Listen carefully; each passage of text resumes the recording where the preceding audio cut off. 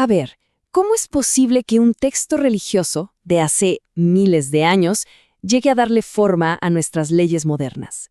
Es una pregunta, bueno, fascinante, que nos mete de lleno en un debate que ha definido a la civilización occidental.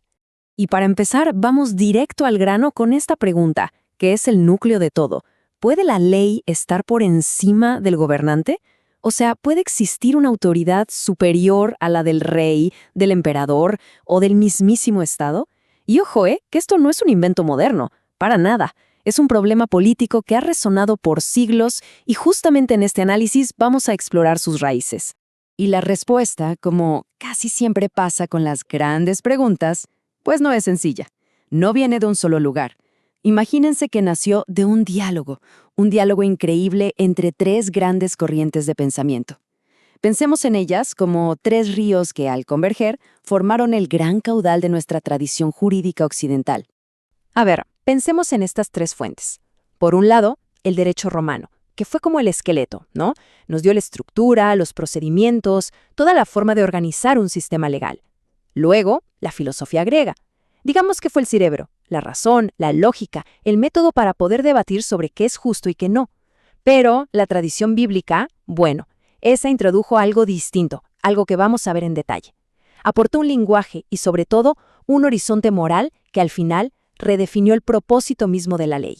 Entonces, la pregunta es, ¿qué aportó exactamente la tradición bíblica a todo esto? Bueno, no fueron solo más reglas, fue mucho más profundo. Fue como si inyectara un vocabulario moral completamente nuevo en la conversación sobre la ley. Y eso, claro, cambió las reglas del juego. Para empezar, tenemos la idea de pacto. Y ojo, no estamos hablando de un simple contrato de negocios. No. Pensemos más bien en el pacto de Dios con Noé o con Abraham.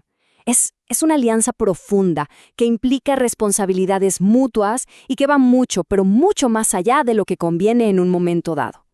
Luego, claro, está la ley. Pero aquí la cosa se pone interesante. No hablamos solo de las reglas que crea un gobernante y ya. Se trata de un principio de orden, uno que refleja una estructura moral que está por debajo de todo. Y por supuesto, la justicia. Pero, de nuevo, no solo la justicia de un tribunal, con sus reglas y procedimientos. Aquí, la justicia se presenta como un mandato ético, como la base, el cimiento de toda la comunidad. Y por último, y esto es clave, de verdad, la idea de responsabilidad moral. O sea, la noción de que lo que se hace tiene consecuencias y que hay que rendir cuentas ante una instancia superior.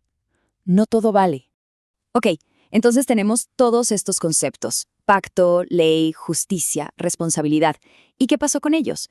Pues que alimentaron un debate intensísimo, sobre todo entre los pensadores de la Edad Media y de la Reforma, un debate sobre algo que llamaron ley natural. Y la idea es potente.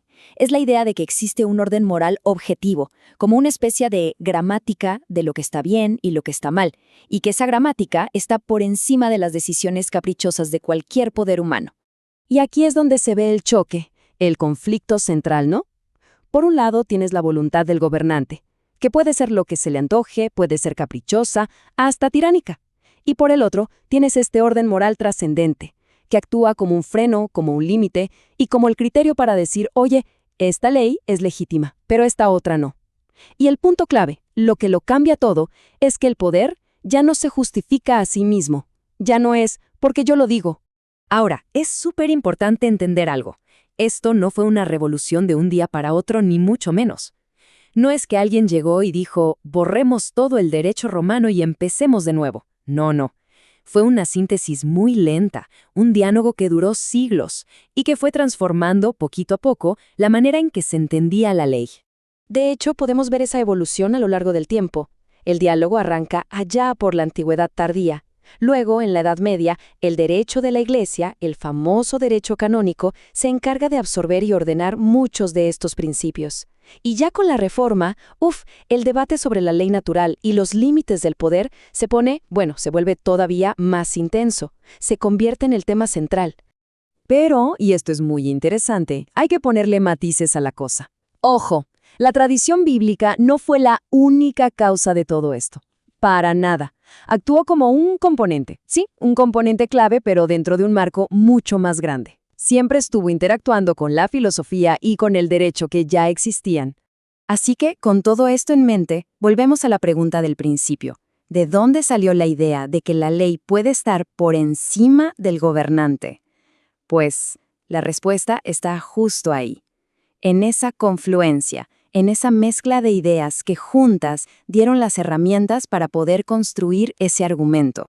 Si tuviéramos que resumir toda esta larguísima historia, podríamos sacar dos principios que la verdad lo cambiaron todo. El primero, que nadie, pero nadie, ni siquiera el gobernante, está por encima de la ley.